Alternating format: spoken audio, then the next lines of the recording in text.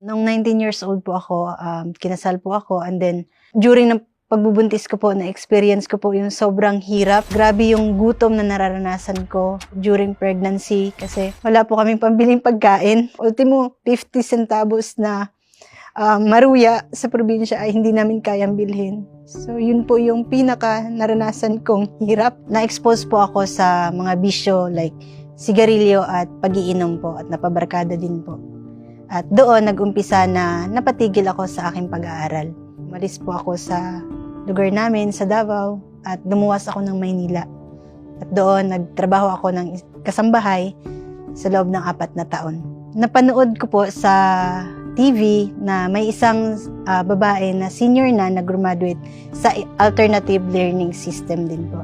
And doon po, napaisip po ako na may pag-asa pa na makapagtapos din po ako ng pag-aaral. Pumunta ako sa barangay namin at nagtanong ako kung saan merong ELS para makapag-aral po ako ulit. At ayun po ay tinuro po nila ako sa CCF Uplift. So ayun, agad ko pong pinuntahan at nag-enroll. Sobrang laking tinulong ni Uplift. Hindi lang sa edukasyon po, kundi pati sa spiritual growth ko po. Kasi bago mag-start yung academics lesson namin, devotion po muna ang tinuturo po sa amin. Doon ko mas nakilala si Jesus at doon ko na-accept si Jesus Christ as my Lord and Savior.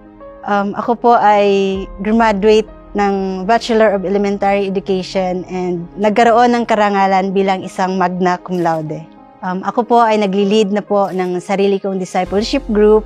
Ako din po ay nagsiserve sa host team ministry. Nagsiserve po ako bilang usher sa loob po ng 8 taon. And ako din po ay isa ng assistant instructional mentor ng Uplift Cares. Ako ay nagtuturo ng mga at nagdi-disciple ng mga kabataang out of school youth.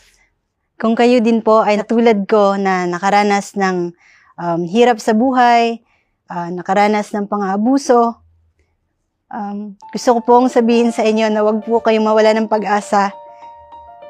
Lapit lang po kayo, kapit kayo kay God, magdasal lang po kayo, magbasa po kayo ng Bible.